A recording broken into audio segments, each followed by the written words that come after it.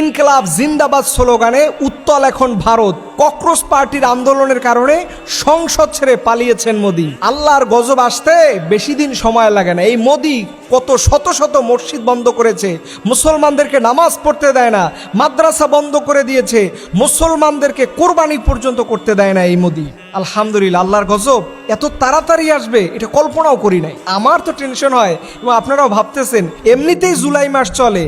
আল্লাহ ভালো জানে এই মোদির সত্যিকারের পতনই যদি হয়ে যায় তাহলে মোদি আসলে কোন দেশে আশ্রয় নেবে এটা আমার জানতে খুব ইচ্ছা হয়। এবং মোদির যে পতন হবে এটা কোরআন থেকে স্বীকৃত, কারণ সে মসজিদে আঘাত দিয়েছে। আল্লাহ বলছেন ওয়ামান আযলামু মিম্মান মানাআ মাসাজিদাল্লাহ।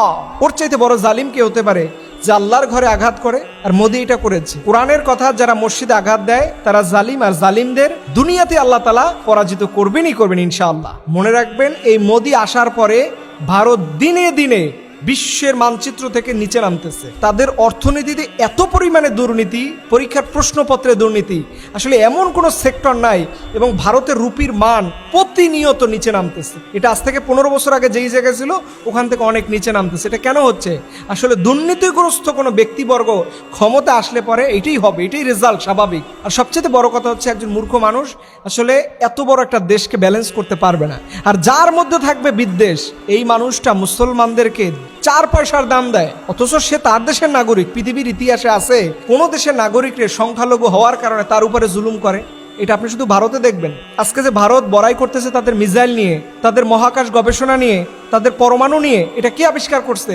এর পিছনে সিংহভাগ অবদান হচ্ছে আমাদের মুসলিমদের। এপিজে আবুল কালাম স্যারের অবদান রয়েছে, অন্যান্য মুসলিম বড় বড় বিজ্ঞানীদের অবদান রয়েছে। আজকে সেটা বাদ দিয়ে তারা প্রতিনিয়ত মুসলমানদেরকে 4 পয়সার দাম দিতে চায় না। আর ভারতের যা যা কিছু আছে এটা সিংহভাগই মুসলমানদের অবদান। সো এই জিনিসগুলো থেকে বের হতে হবে। এবং আমি দেখলাম যে কৃষকরা তাদের ট্রাক্টর নিয়ে, শ্রমিকরা, এমন কোনো পেশাজীবী মানুষ নাই যে সে আন্দোলনে যুক্ত হচ্ছে না। আমরা আল্লাহর কাছে দোয়া করি রব্বুল আলামিন পৃথিবীতে আমার দেশ হোক আর অন্যের কোনো দেশ হোক, কোনো জালিম সরকার যেন টিকে না থাকে। যারাই জালিম হবে আল্লাহ ওদের পতন ঘটাই দিবা, এবং ওদের পতন দিয়া আর হাজার মানুষের শিক্ষা অর্জন করার তৌফিক দিবা। রব্বুল আলামিন যেন পৃথিবীর সকল প্রকার মানুষের উপরে জ্বালা জুলুম করে মানুষের ক্ষতির কারণ হয়, আল্লাহ এদেরকে কোনো প্রকার ক্ষমতা দিবা না।